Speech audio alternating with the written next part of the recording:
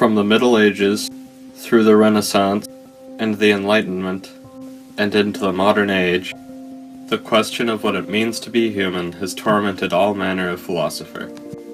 The Renaissance humanist and author Giovanni Pico della Mirandola wrote in his magnum opus, The Oration on the Dignity of Man, that man's place in the universe is somewhere between the beasts and the angels, but because of the divine image planted in him, there are no limits to what man can accomplish.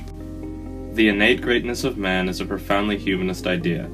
The art and literature of the era promoted the search for knowledge that drove the philosophers of antiquity, as well as supporting the ideal that all men should strive to become their greatest self. Raphael, one of the greatest Renaissance artists, attempts to capture the humanist philosophy in his painting The School of Athens. Similarly, one of the Renaissance's most notable figures, Leonardo da Vinci, showcased humanism's focus on man's worth and that the human form deserved to be studied and understood through his perfectly symmetrical sketch, The Vitruvian Man.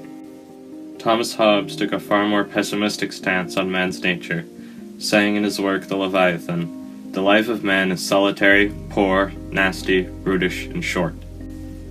Hobbesian theory was born in the period immediately following the eventually meaningless English Civil War.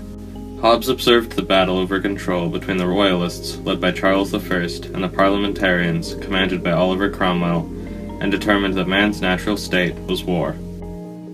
Taking a far more positive view on humanity, John Locke wrote in his second treatise on civil government, men being, as has been said, by nature, all free, equal, and independent, no one can be put out of his estate and subjected to political power of another without his own consent. The idea that man was not evil, but rather free and equal, came out of the successful Glorious Revolution of 1648. A year later, Locke's ideas were encouraged by the adoption of the English Bill of Rights. "I think, therefore I am," is one of the most famous Enlightenment quotes, taken from the work of the French philosopher and mathematician René Descartes. The revival of Renaissance and pre-medieval thought contributed greatly to a new view of the world and humanity. The Enlightenment stressed rationality and empiricism, promoting curiosity and a desire to understand as hallmarks of the human experience.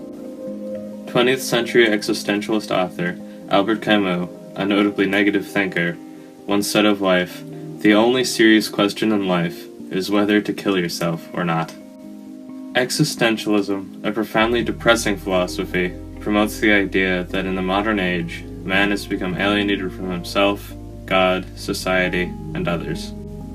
The thousands of different views on what it is to be human range wildly from overt praise to vigorous condemnation. The question of man's nature will no doubt stand at the forefront of philosophy for centuries to come.